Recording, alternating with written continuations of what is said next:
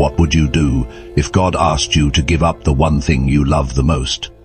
Not later, not someday. Right now, imagine waiting years for a promise, finally receiving it, and then hearing God say, "Give it back to me, stay with me," because this story will challenge you, surprise you, and maybe even change how you see faith. Abraham had waited a lifetime for his son, Isaac.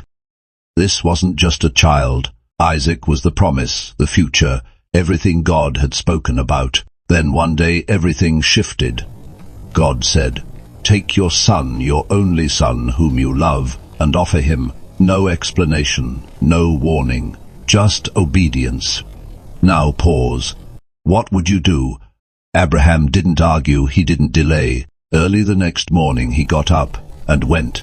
3 days of walking, 3 days of silence, 3 days of carrying a weight no one else could see. Then Isaac asked a question that would echo forever. "Father, we have the fire and the wood, but where is the lamb?" And Abraham answered with calm, steady faith, "God will provide." Hold on to that line. God will provide. They reached the place. Abraham built the altar slowly, intentionally. Every movement mattered. Then he placed Isaac on it, and in that moment everything stood still. Would he really do it? Just as his hand was raised, "Abraham," a voice broke the silence. "Do not harm the boy." Relief, mercy, divine intervention. God had seen his heart, and right there a ram appeared, caught in a bush. Provision at the last second.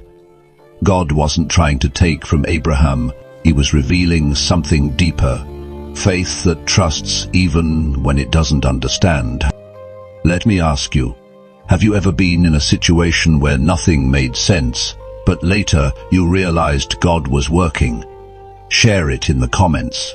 Someone else needs to hear that. But the story takes a quiet, emotional turn. Time passes and Sarah dies. After everything, after the promise, the waiting, the miracle, Abraham now faces loss. He mourns deeply, and then he does something significant. He buys a piece of land, a burial place. It may seem small, but it's not, because this is the first part of the promised land he actually owns. Even in grief, God's promise is still moving forward. Think about that. Sometimes, in your lowest moments, something important is still being built. Now the story shifts again to the future. Isaac is grown, but he's alone. So Abraham sends his trusted servant on a mission. "Go back to my people and find a wife for my son." This wasn't just about marriage. This was about legacy. The servant travels far, carrying responsibility, hope, and uncertainty. And when he arrives, he does something powerful. He prays, "God, let the right woman be the one who gives me water, and also waters my camels." Now that's not a small sign. Camels drink a lot. Before he even finishes praying, a young woman appears, Rebekah. She gives him water. Then she goes further, drawing water again and again until all the camels are satisfied, exactly as he prayed.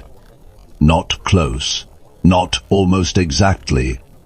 That's how you know when God is moving. The servant watches in silence, amazed. Then everything begins to align: her family, her kindness, her willingness. And then comes a defining moment. She is asked, "Will you go?" She could have waited, she could have said no, but she said, "I will go." Immediately, she leaves everything familiar to step into a future she has never seen. And Isaac, he is out in the field, alone, reflecting. Then he looks up, and there she is. Their eyes meet. 2 lives, 1 moment. A promise continuing, from testing to loss to purpose. So, what does this mean for us? Faith isn't just about believing when things are easy. It's about trusting when things don't make sense. It's about holding on when life feels uncertain. And it's about moving forward, even when you don't see the full picture. Now I want to hear from you. Which part of this story touched you the most? Was it Abraham's test? Sarah's passing, or Rebekah's bold step of faith? Drop your answer in the comments. I read every single one.